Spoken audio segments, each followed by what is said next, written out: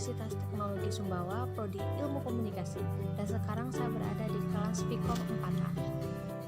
Nah, pada kesempatan kali ini saya akan membahas tentang komunikasi pembangunan. Apa sih itu komunikasi pembangunan? Komunikasi pembangunan dibagi menjadi dua kata, yaitu komunikasi dan pembangunan.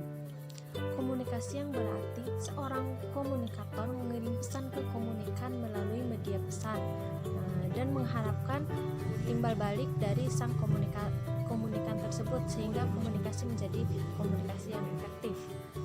Sedangkan pembangunan adalah perubahan sosial di mana ide-ide baru diperkenalkan ke sistem sosial guna untuk mendapatkan penghasilan berkapital dan tingkat kehidupan yang lebih tinggi yang melalui metode-metode komunikasi sosial itu sendiri. Nah, dalam komunikasi pembangunan itu sendiri ada beberapa fungsi dari pembangunan. Nah, di sini saya akan membahas tentang pembangunan sebagai modernisasi. Modernisasi adalah perubahan gaya hidup seseorang dari yang gaya hidupnya tradisional menuju gaya hidup yang lebih kompleks dan maju secara teknologis dan berubah secara cepat. Dalam istilah, modernisasi itu berasal dari bahasa Latin yang berarti maju dan berkembang. Jadi, modernisasi berasal dari kata modern yang berarti sesuatu yang berkembang, sesuatu yang tadinya tidak ada menjadi ada, sesuatu yang sudah ada diperbaharui menjadi canggih. Saya akan membahas 3 poin yang ada dalam pembangunan sebagai modernisasi. Yang pertama itu, modernisasi selalu berasal dari Eropanisasi atau Westernisasi. Eropanisasi atau Westernisasi adalah masyarakat-masyarakat yang berada di dalam pengaruh kebarat-baratan yang mengikuti gaya hidup orang barat dan mengadopsi budaya-budaya barat dalam berbagai macam bidang seperti bidang hukum, bidang industri, bidang teknologi, bidang ekonomi, dan bidang-bidang lainnya. Nah, contoh Eropanisasi atau Westernisasi dalam kehidupan generasi muda. Contohnya seperti teknologi. Seperti yang kita lihat di zaman sekarang, generasi muda itu sangat dipengaruhi oleh teknologi sehingga mereka bisa mendapat informasi-informasi tentang negara-negara dari sebuah situs yang bernama internet itu sendiri.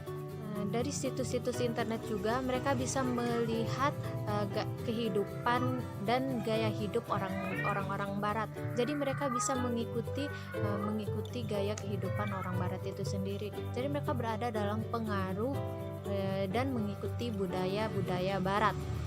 Poin kedua, dalam poin kedua ini modernisasi sering diartikan sebagai modernisasi baik.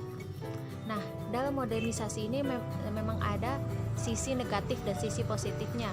Contoh dampak positif dari modernisasi ini, seperti adanya teknologi yang canggih sehingga generasi muda bisa mendapatkan informasi dan menggunakan teknologi seperti internet atau situs-situs lainnya untuk membuka untuk mendapatkan informasi tentang negara dan menambah ilmu pengetahuan mereka itu sendiri.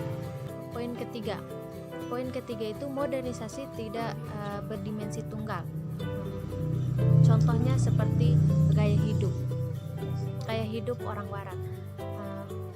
Masyarakat atau negara-negara berkembang selalu mengikuti gaya hidup barat supaya tidak dikatakan ketinggalan zaman, sehingga mereka lupa dengan budaya mereka sendiri dan mengkonsumsi budaya barat yang seperti pakaiannya, gaya hidup, dan teknologi yang digunakan oleh budaya barat itu sendiri.